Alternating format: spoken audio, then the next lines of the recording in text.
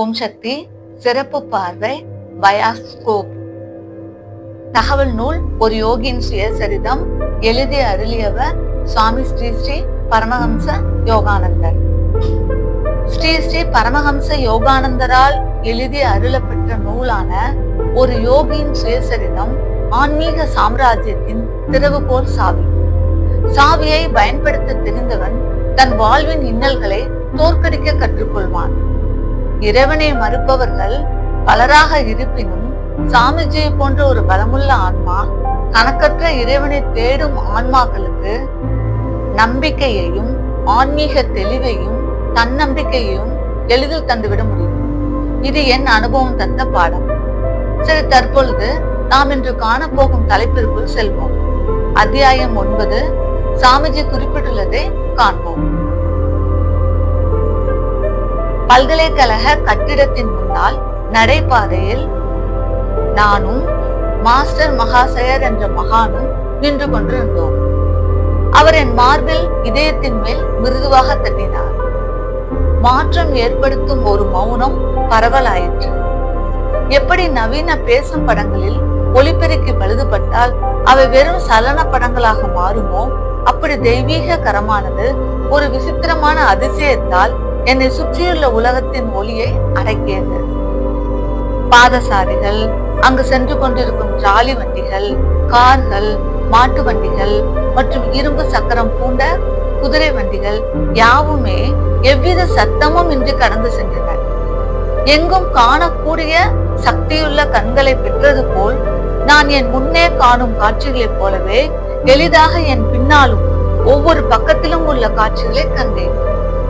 கல்கத்தாவின் அந்த சிறு பாகத்தின் அத்தனை காட்சிகளும் செயல்களும் சத்தமின்றி என் முன்னே விரிந்தன. நீரு பூத்த நெருப்பின் ஒளி போன்று ஒரு இதமான பிரகாசம் அங்கு தெரிந்த அனைத்து காட்சிகளுக்கு இடையேயும் பரவி நின்றது.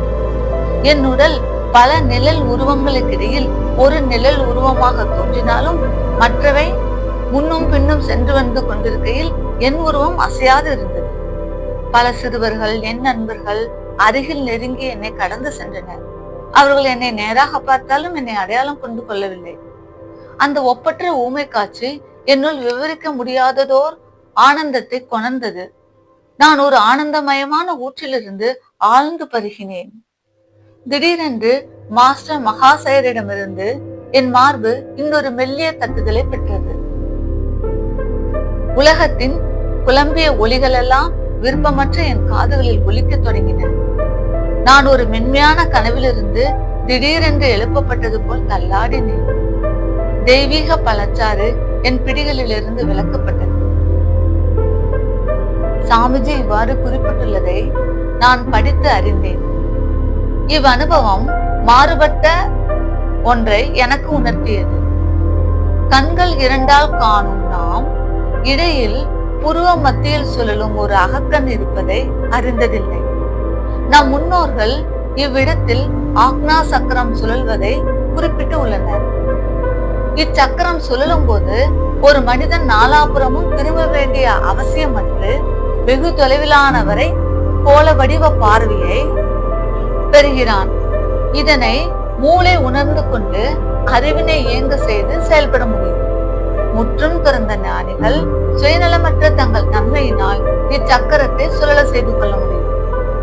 மகான் மாஸ்டர் மகாசயர் இவ்வாறு ஒரு அனுபவத்தை யோகானந்தர் பெரும்படி செய்து இன்று நாம் படித்து அறிந்து கொள்ளும் போது தனி மனித ஆன்மீக உணர்வு நிலை முன்னேற்றம் குறித்து நாம் கவனித்து அறிந்து கொள்வது துன்பமான சூழ்நிலையில் அவற்றிலிருந்து விடுபட பெரிதும் உதவிடும் என்பதை உணர செய்கிறது. மேலும் அறிய நூலினை வாங்கி நீங்கள் படித்து அறியலாம். கவனித்து அறிந்து கொள்வதற்கு நன்றிகள். ஓம் சக்தி.